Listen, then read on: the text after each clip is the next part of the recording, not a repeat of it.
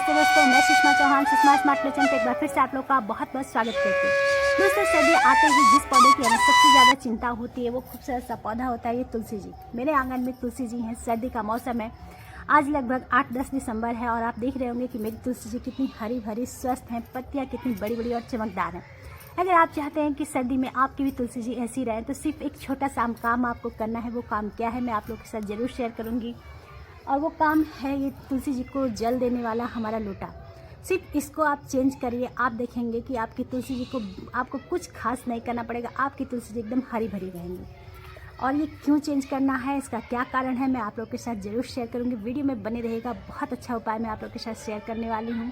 एक जादुई तरीका आप समझ सकते हैं। बस अपने इन तुलसी जी को चढ़ाने वाले जल चढ़ाने वाले लोटों को बस आपको बदलना है। किस तरीके से, क्यों, कैसे, मैं सब कुछ आप लोग के साथ शेयर करूंगी। वीडियो में बने रहिएगा।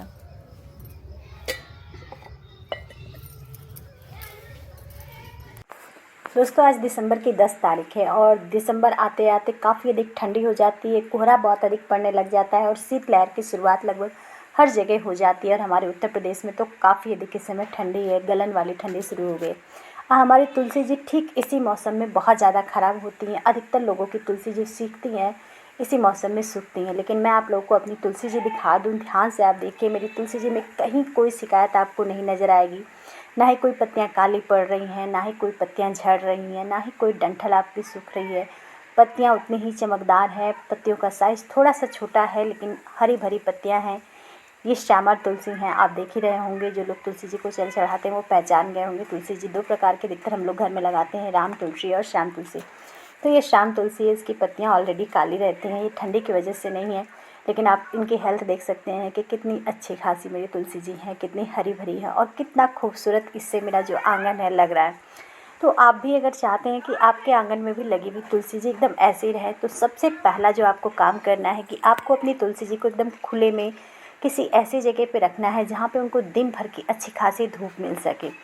क्योंकि तुलसी जी जो ख़राब होती हैं तो उसका कारण ही होता है जब इनको धूप कम मिलती है और ठंडी बहुत अधिक पड़ती है तो इनकी पत्तियां जो होती हैं मुरझा के काली पड़ के गिर जाती हैं। अगर आप पर्याप्त ऐसी जगह रखेंगे जहाँ दिन भर की इनको धूप मिलती है, वैसे सर्दियों में बहुत अधिक धूप तो नहीं होती लेकिन जब भी हल्की फुल्की धूप आए वो धूप इनको मिलती है, तो ऐसी स्थिति में आपकी तुलसी जी पे किसी प्रकार का कोई प्रभाव नहीं पड़ेगा। तुलसी जी एकदम हरी भरी और स्वस्थ रहेंगी जैसे कि मेरी। तो अगर आपने अपनी तुलसी जी को किसी छायादार स्थान पर रखा है, किसी ऐसी जगह रखा है, तो वहाँ से उनको हटा के किसी ऐसी जगह पर रखें जहाँ एकदम खुली जगह हो और उन्हें अच्छी खासी धूप मिल रही हो। ये सबसे पहला काम होता है जो कि आपको अपनी तुलसी जी के साथ करना है।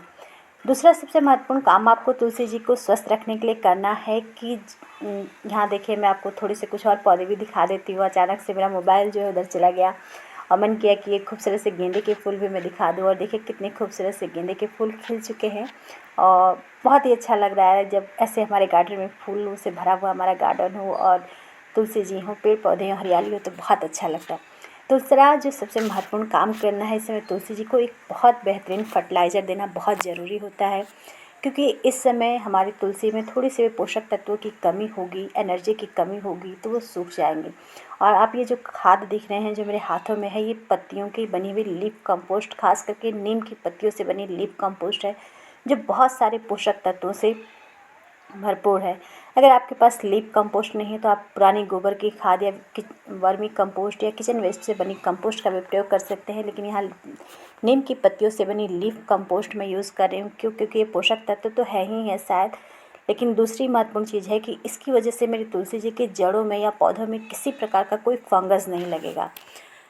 तीसरा जो महत्वपूर्ण काम करना है, आपको समय समय पे हर हफ्ते या 10 दिन में आपको अपनी तुलसी जी की पौधों की अच्छे से निराई गुड़ाई करनी रहेगी। इससे आपकी तुलसी जी की मिट्टी एकदम भरभरी रहेगी, उसमें जो एक्स्ट्रा नमी होगी वो नमी निकल जाएगी और पौधों की जड़ तक ऑक्सीजन जाएगी और पौधे को ऊर्जा मिलेगी।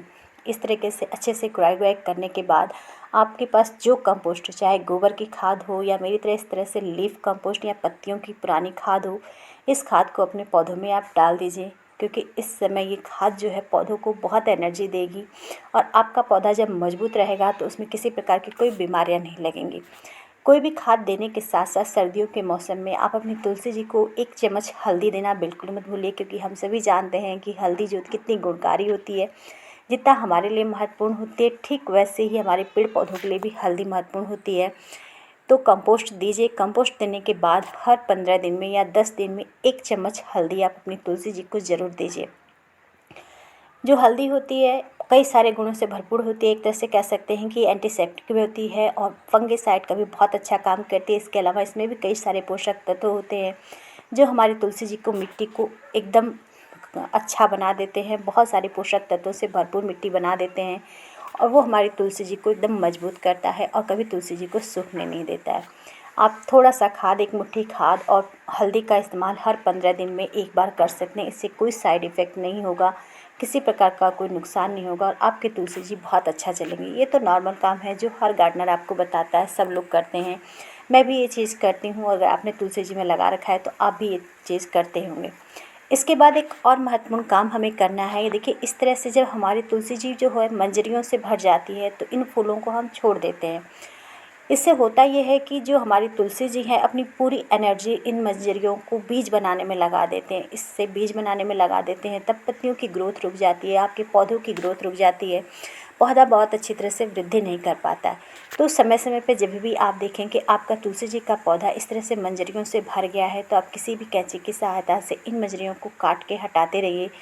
तब आपका पौधा अपनी ग्रोथ में अपनी ताकत लगाएगा, ना ही कि इन बीजों को बनाने में।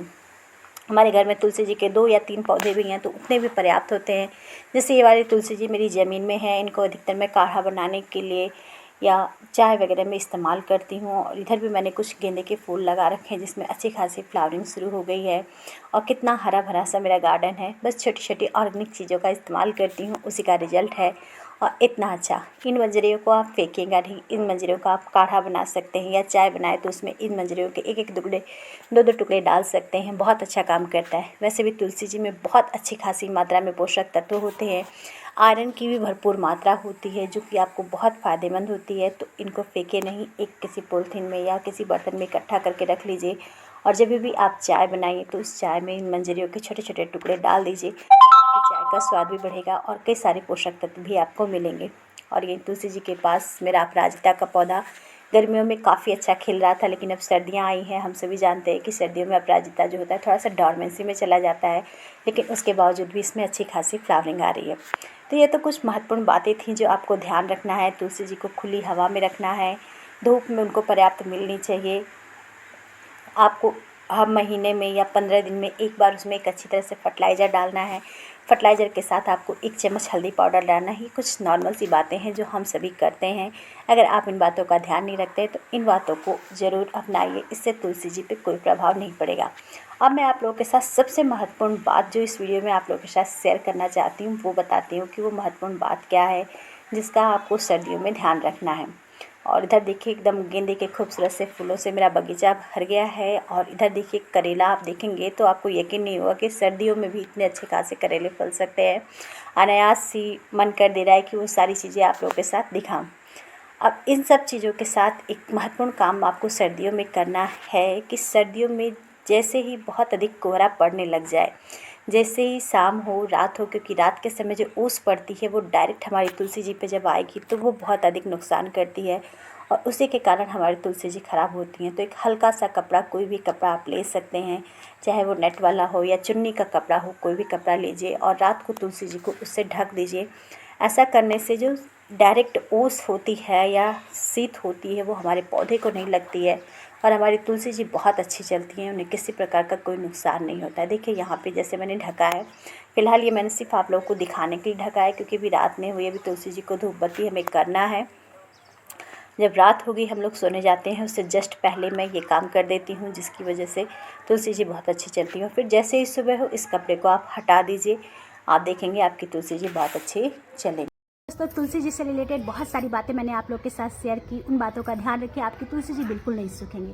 अब मैं आती हूँ सबसे महत्वपूर्ण बात जो कि मैंने अपने थंबनेल में लगाई थी कि तुलसी जी को बचाना है तो सिर्फ आप जल देने वाले लोटे को बदल दीजिए। अब मैं बताती हूँ क्यों। मेरे पास यहाँ देखिए तुलसी जी को जल देने वाले 2 लोटे हैं।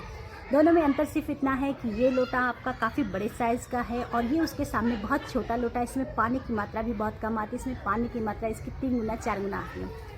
अब सर्दियों में जब तुलसी जी सूखती हैं तो उसका मुख्य कारण होता है ये जो तुलसी जी को हम जल देते हैं। बाकी मौसम में तो तुलसी जी बहुत ज़्यादा पानी को एक्सेप्ट कर लेती है, लेकिन सर्दियों के मौसम में जब मौसम बहुत अधिक ठंडा हो जाता है तो वाष्पोत्सर्जन की क्रिया बहुत कम होती है। मिट्टी हमारी लंबे समय तक गीली रहती है और लंबे समय तक गीले रहने के कारण तुलसी जी की जड़ों में फंगस लग जाता है। तुलसी जी की जड़ें जो होती हैं गल जाती हैं, पत्तियों में फंगस लग जाता है क्योंकि ऊपर से भी कोहरा पड़ता है और नीचे से जब हम बहुत ज़्यादा जल देते हैं तो ओवर वाटरिंग हो जाती है और जिसके कारण हमारी तुलसी जी बहुत जल्दी सूख जाती हैं। तो सर्दियों में बहुत महत्वपूर्ण है। मैं आपको ये नहीं कह रही हूँ कि आप सर्दियों में तुलसी जी को जल मत दीजिए, तुलसी जी को जल दीजिए। बस एक काम करिए कि इस बड़े लोटे की जगह पे आप एक छोटे लोटे का इस्तेमाल करिए और इसके इस्तेमाल से तुलसी जी को कम पानी मिलेगा और जब कम पानी मिलेगा तो हमारी तुलसी जी की जो जड़ें हैं वो सूखेंगी नहीं और लंबे समय तक हमारा पौधा बचा रहेगा। ऊपर से एक काम और मैंने आप लोगों को बताया था कि तुलसी जी को बचाने के लिए जब शाम हो जाए, रात हो जाए तो एक हल्का सा कपड़ा आप अपनी तुलसी जी को डालकर इसको ढक रखते हैं। इससे भी कोई प्रभाव नहीं पड़ता। ऊपर की जो ओस होती है वो डायरेक्ट तुलसी जी को नहीं लगेगी क्योंकि वो जो ओस का पानी होता है वो भी तुलसी जी को काफ़ी अधिक नुकसान पहुंचाता है और इसकी वजह से पत्तियां बहुत जल्दी गलती हैं। तो ये 2 महत्वपूर्ण चीज़ें जो आज की वीडियो में मैंने आप लोगों के साथ शेयर की, उन चीज़ों का ध्यान रखिए। आप देखेंगे कि आपकी तुलसी जी भी एकदम हरी भरी और स्वस्थ रहेंगे, किसी प्रकार का कोई प्रभाव नहीं पड़ेगा और अगली किसी सर्दी में आपको अपनी तुलसी जी के सूखने की कोई चिंता नहीं होगी। साथ ही साथ दोस्तों, आज की छोटी सी वीडियो आपको थोड़ी भी अच्छी लगी होगी। मेरे गार्डन में लगे ये खूबसूरत से फूल आप लोगों को अच्छे लगे होंगे तो वीडियो को लाइक करना, चैनल को सब्सक्राइब करना और अपने गार्डनर दोस्तों तक इस वीडियो को शेयर करना बिल्कुल मत भूलिएगा। साथ ही साथ वीडियो से जुड़ा कोई भी सुझाव आप अगर मुझे देना चाहते हैं तो कमेंट बॉक्स में पक्का दीजिएगा। मैं आपके कमेंट का रिप्लाई करने की पूरी कोशिश करूंगी। फिर मिलते हैं अगले वीडियो में ऐसे ही खूबसूरत से पौधों के साथ, बेहतरीन सी जानकारी के साथ। तब तक के लिए हैप्पी गार्डनिंग। अपने पौधों के साथ खुश रहिए, मस्त रहिए, एक बेहतर जीवन जीने का प्रयास करिए। ये पौधे हमें बहुत सुकून देते हैं। एक बार इनसे प्यार करके देखिए, बहुत सुकून मिलेगा। मेरे तो जैसे लगता है कि अपनी ज़िंदगी का हर पल में इन खूबसूरत से पौधों के साथ बिताऊँ। तो आप भी इन पौधों के साथ प्रेम करिए, बहुत अच्छी ज़िंदगी हो जाएगी।